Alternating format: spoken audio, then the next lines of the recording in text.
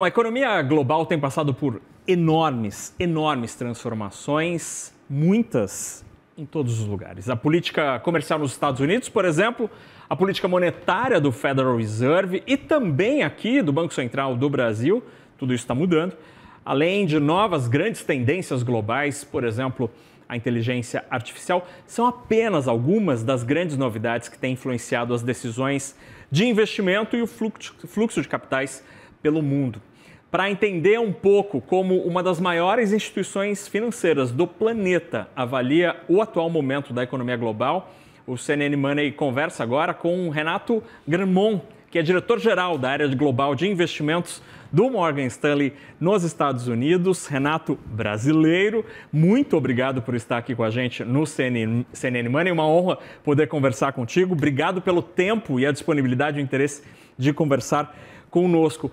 Renato, me conta, o que o Morgan Stanley, tua equipe, estão olhando no momento como atual? Muitas dúvidas, mas também tem oportunidade? Boa tarde.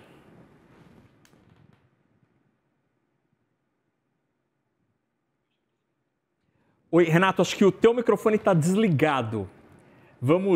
Acho que ali o botãozinho, agora sim, acho que agora sim. Sim? Não, ainda não. Acho que agora estamos ouvindo o seu. Agora sim. Agora estamos. Tá? Boa tarde. Ok.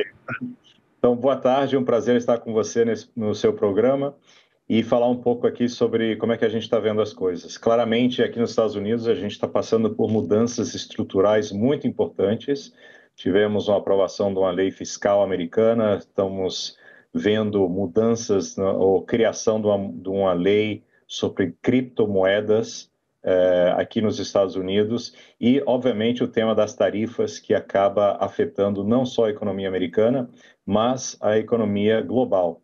E dentro desse panorama todo, uma bolsa que subiu 40% em dólares desde o ponto mais baixo aqui que nós tivemos depois de abril do anúncio das tarifas pelos Estados Unidos.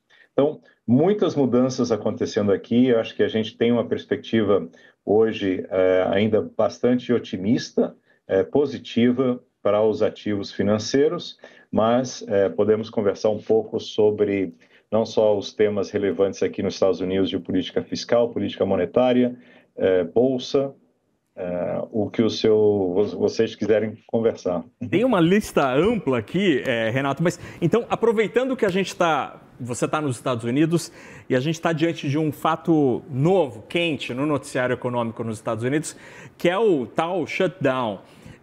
Qual a tua leitura sobre o impacto disso na atividade? Já vivemos períodos de paralisação expressivo, né? 35 dias, mas muitos economistas dizem que desta vez pode ser um pouco diferente, com efeito pior. Você concorda com essa avaliação? Olha, é interessante porque o impacto sobre o mercado financeiro até agora tem sido nulo, ou na verdade, inclusive, não tem afetado as taxas de juros nos Estados Unidos esses dias, ontem e hoje, depois que começou o shutdown, caíram as taxas de longo prazo dos bônus de 10 anos, a bolsa tem subido, então o mercado está praticamente ignorando o que pode acontecer. Eu acho que o impacto maior é pelo lado político. Aqui o presidente Trump está falando que ele vai aproveitar essa situação para demitir vários funcionários públicos, que em teoria ele não pode fazer, eles teriam que recontratá-los, mas eu acho que o governo está olhando isso como uma oportunidade para reduzir o gasto público, que é um pouco o que os republicanos querem. Então, os democratas que votaram a favor do shutdown, de fechar o governo, isso pode até ser um tiro no pé, caso a gente tenha pessoas sendo despedidas aqui nos Estados Unidos. Então, o impacto econômico, até agora, só para vocês terem uma ideia, o governo americano, o governo federal, tem mais de 2,2 milhões de funcionários públicos. E hoje, o governo, por estar fechado, não pode pagar esses funcionários públicos. A maneira como funciona é que quando for reaberto o governo, quer dizer, o Congresso reaprovar as medidas fiscais, esse pessoal receberia o pagamento atrasado, né? Então, eu acho que até o momento o impacto sobre o mercado não tem sido relevante, o mercado está subindo, não é a primeira vez que acontece, já aconteceu várias vezes, e o tema aqui é ver por quanto tempo nós vamos ter esse governo, vamos dizer, fechado, e quais vão ser as soluções para reabrir. Será que o Partido Democrata vai ter que aceitar as aprovações que já foram passadas na Câmara de Deputados? Porque o governo fechou pelo Senado não aprovar as medidas. Então, nós vemos isso como até agora um efeito meio que não está afetando muito o mercado. Agora, quando a gente observa a capacidade dos órgãos públicos de gerar dados, especialmente pensando que a gente está numa época absolutamente dependente de dados, expressão usada à exaustão pelos membros dos dirigentes do Fed. De alguma maneira, o shutdown pode tornar um pouco o radar complicado do Fed para as próximas decisões? Sim. Então, vamos lá. Então, o Fed ele tem duas coisas que ele olha para definir a política monetária. O primeiro é o nível de inflação.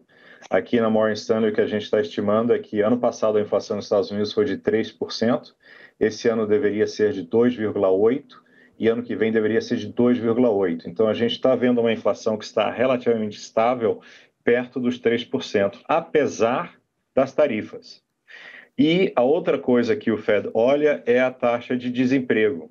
E aqui é onde a economia está com problemas, onde a taxa de desemprego ela vem piorando e, ao seu ponto, o governo estando fechado, então tem certas dúvidas se os organismos públicos que medem a taxa de emprego e desemprego vão ter os dados suficientes para a próxima reunião do Fed. Em termos de política monetária, a visão nossa do Morgan Stanley é que o Banco Central americano deveria continuar cortando taxa de juros, levando a taxa de juros americana, que hoje está em 4,25, a parte alta da banda, a 3% a final do ano que vem. Então, nós estamos esperando uma política monetária expansiva nos Estados Unidos, com corte de taxa de juros daqui até o final de 2026. E esse afrouxamento da política monetária nos Estados Unidos, Renato, vai gerar ondas pelo mundo, o reposicionamento de capitais, um novo valor do dólar. Quais passam a ser os grandes movimentos a partir deste movimento? 3% diante do juro que a gente tem agora é um corte bastante expressivo, né, em termos proporcionais. O que esse dinheiro mais barato fará com o dólar, a economia americana e a economia global? Então, e por que o Fed está cortando taxa de juros? Porque a gente está vendo a economia americana desacelerar. A economia americana cresceu ano passado 2,8%, a gente estima que esse ano vai crescer 1,7%, e ano que vem 1,1%. Então, é essa desaceleração econômica nos Estados Unidos que leva o Fed a cortar a taxa de juros. A gente está vendo uma taxa de crescimento econômica baixa na Europa, onde a gente espera que o Banco Central Europeu também vai cortar a taxa de juros. Hoje está em 2%, estimamos que vai baixar a 1,5% para final do ano que vem. Estimamos que o Banco Central no Brasil também vai cortar a taxa de juros, levando ela de 15% a 11,5% para o final do ano que vem. Então, em vários países, a gente está vendo essa política monetária que vai ser com taxas de juros mais baixas para o próximo ano. Isso vem junto aqui nos Estados Unidos, por exemplo, com a política fiscal, que, só para mencionar, o efeito das tarifas que os Estados Unidos está cobrando, nós estimamos que vai levar o governo americano a arrecadar talvez mais de 500 bilhões de dólares de receita pelas tarifas, que é quase 1,9% do PIB. Então, é um fato relevante para a parte de política fiscal nos Estados Unidos. E em política fiscal, o outro tema importante que foi aprovado aqui o One Big Beautiful Bill, quer dizer, a lei fiscal americana, que o que ela permite é que a taxa de imposto corporativo nos Estados Unidos, que hoje é de 21%, ela é bem mais baixa do que a média da OECD, que é de 28%. Ela não baixou, mas com a mudança fiscal vai permitir que as empresas americanas investindo nos Estados Unidos possam ter uma aceleração de depreciação de gastos. Então, isso nós estimamos que provavelmente vai baixar a taxa efetiva para algumas empresas que estão investindo nos Estados Unidos a perto de 15%, fazendo que seja mais atrativo a empresas virem investir nos Estados Unidos. Então, tudo isso, né, uma política monetária com taxa de juros para baixo, uma política fiscal que deve ajudar ao investimento nos Estados Unidos, onde a gente já está vendo um investimento muito forte em toda a área de inteligência artificial, provavelmente deve ajudar não só a estabilizar a taxa de crescimento econômico aqui, mas pode, para 2027 ou mais adiante, inclusive, começar a melhorar essa taxa de crescimento. Renato, pois não. Diga. Não, eu queria te ouvir sobre Brasil. Você mencionou esse cenário de expectativa também de afrouxamento monetário aqui no Brasil, pelo Banco Central. O que esperar da economia brasileira? A gente está passando por um processo de desaceleração. O Banco Central deu sinais recentes de que, calma lá, talvez eu não corte o juro ainda em 2025, talvez seja uma coisa para o começo de 2026.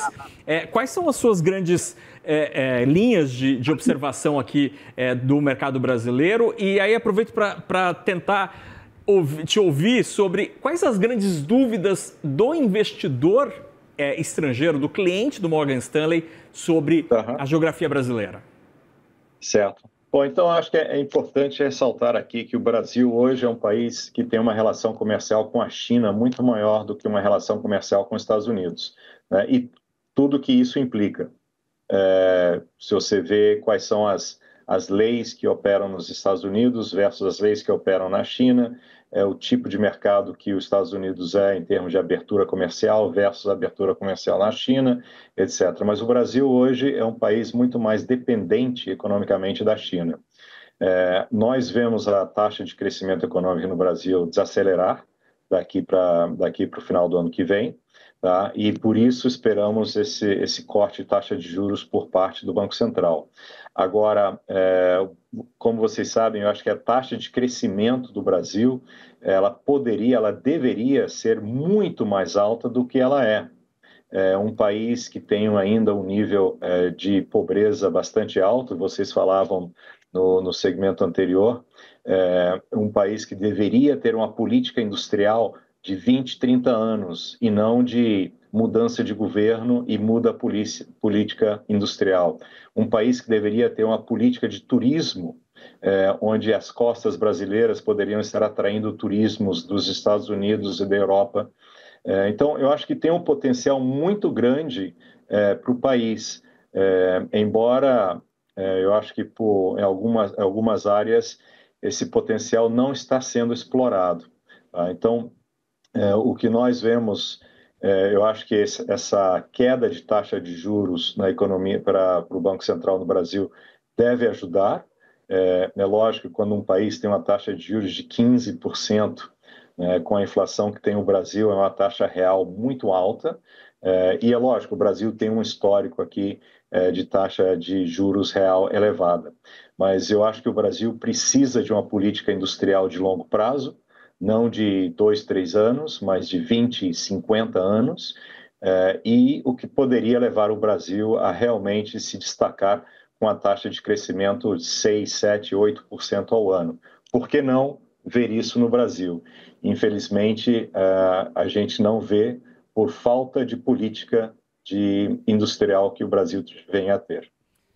Renato, infelizmente, né, a gente tem graves problemas ainda na nossa sociedade e essa falta de visão de longo prazo, como você mencionou, realmente acaba sendo um grande gargalo. Renato Gramont, faz quantos anos que você mora fora do Brasil, Renato? Só para a gente terminar a nossa conversa aqui. Pois é, eu vim estudar fora e aí comecei a trabalhar depois que eu fiz meu mestrado fora e já fiquei fora. Mas vou ao Brasil com muita frequência. Muito Vou bem. estar no Brasil mês que vem. Vi aqui, ó, ex-aluno do Colégio São Luís, aqui em São Paulo. Nessa época era aqui pertinho da Paulista. Mudou, viu, Renato? Mudou o colégio recentemente.